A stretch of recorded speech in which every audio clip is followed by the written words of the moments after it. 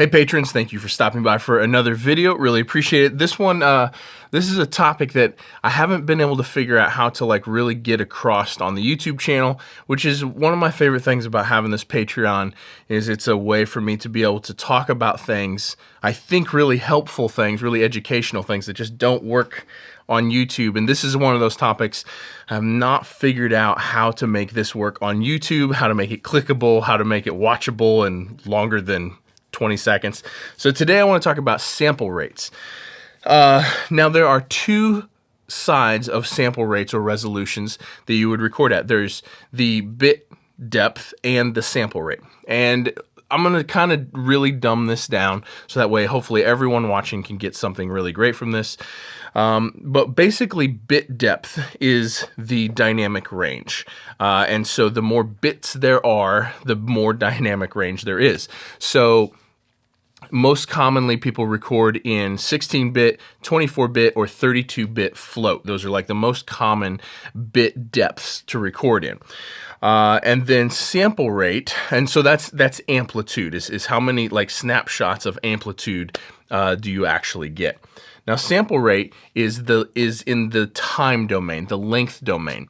And so the most common sample rates to record at are 44.1, 48, 88.2, and 96. And those are the most common ones that people record at. There are others, but those are the standards. So when you're, obviously, I would assume most of you that are watching this know that when you start recording, you have to select a bit depth and a sample rate to record at.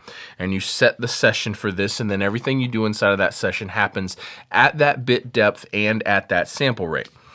So what is actually the best ones to record at and to produce at and work at? And so one of the things that I think is really important to keep in mind when you're doing this is what delivery format are you supposed to be delivering. Now, CDs were always 16-bit, 44.1K. That was the standard for CDs. And then DVDs came along, and DVDs were 24-bit, 48K. And so once DVDs came along, the standard kind of shifted from 1644.1 to 2448, except there was a whole bunch of people still producing in 16-bit 44.1 because they never planned on their music being released on a movie, on film, on anything like that. So there was this weird period of time where kind of both were happening, and honestly today both still are happening, which is kind of the reason why I'm making this video. And then the other sample rates is 88.2 and 96K. Now, because of the math, back when conversion wasn't that great, when dithering wasn't that great, in the earlier days of Pro Tools, it was thought that you would want to let the math make sense so your computer would make less errors when you were bouncing down. And so the thought process was if you wanted to record at a higher sample rate, then you would record at 88.2 if it was going to CD, because that's double what 44.1 is. And if you were going to DVD, that you would record at 96K because that's double what 48 is. And so that was the thought process earlier. Nowadays, in my opinion, there's zero reason to do anything for the sake of the math. The computers are absolutely accurate enough. They're absolutely powerful enough. There's just no reason to do that, in my opinion. So since we still have all those options, and then eventually 32-bit architecture came out, and like in Pro Tools, you can choose 32-bit float now with whatever sample rate you would like. So which is actually the best? Now, in my personal opinion, first of all, CDs are dead. No one's doing CDs anymore.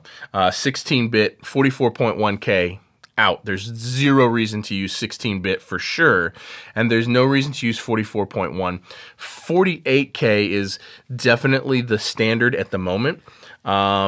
Which there are a lot of hip hop and a lot of rap and a lot of pop people still doing 44.1, but that's very quickly changing because most record labels and most distributors are requiring 24-bit 48K masters. So when you turn your song in for distribution, they won't accept a 16-bit 44.1 or a 24-bit 44.1. They want a 24-bit 48K master file. So it makes no sense to record and mix at a lower resolution than the master needs to be delivered at, because then you would just be upsampling.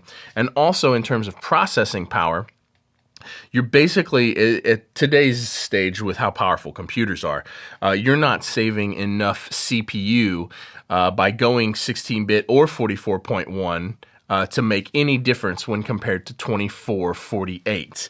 And so there's zero reason to ever do anything less than 2448. Now, so to me, that's the standard. That's the minimum resolution. Now there are debates for whether you should go higher than that. And that is kind of where I want to talk about this. Now, I've actually done extensive experimentation. I have recorded multiple projects simultaneously, not the exact same song at both bit depths and sample rates, but I would record drums for 2 songs in the same session. And one of the songs I would do at 24-bit 96K, and the other one I'd do at 24-bit 48K. And I kind of worked through both of these songs in their entirety at the different resolutions. And I've done this many more than one time. And what I find, one, obviously the CPU power is a real issue. It's really much more taxing on your computer to run at 96K, and it is much more taxing to record at 32-bit. So if you're running 32-bit 96K, that's a lot of stress on your computer, and at least for my rig, it was kind of an issue. It was hard to get through the whole thing. But sonically, there is a difference sonically, and so that's kind of what I want to talk about. To me, and I am fully aware that this might be because I've listened to so much at 1644.1, or I've listened to so much music at 2448, or I've listened to so much music that was recorded at 2448. So I'm fully aware that there might be like some bias there. Bias probably isn't the right word, but there might be a reason why I prefer this. But for most projects that I do, any sort of rock, any sort of country, any sort of, even pop, honestly, any sort of pop, any sort of dense productions, which is 99% of what I work on here, any sort of denser, thicker, aggressive productions, I actually like 2448 the best. And this is going to sound weird, but there's like a crunchiness to it. I don't know how else to describe it. To me, there's like a crunchiness to it, and there is like a level of aggression. It's like it has more attitude, and that might sound ridiculous to you, but again, I'm talking like I have done specifically drums at both sample rates in the same session without changing anything. So I've really been able to like compare this, and maybe some of you have as well. But to me, 2448 has a little bit more attitude. It's a little bit crunchier. It lends itself more to the style of music that I work on. Now, I do use 24-bit 96 or even 32 float 96K when I'm doing orchestral stuff, specifically orchestral stuff. I will do 96K. And sometimes I will do like bluegrass at 96K. Sometimes if I'm doing like really, really organic bluegrass stuff, or maybe just a single piano vocal, or maybe a single acoustic vocal type of thing, sometimes I will do that at 96K because 96K is a little bit more clinical. It's a little bit more perfect sounding, even though I think it's at the detriment of the attitude and to the detriment of the vibe of it.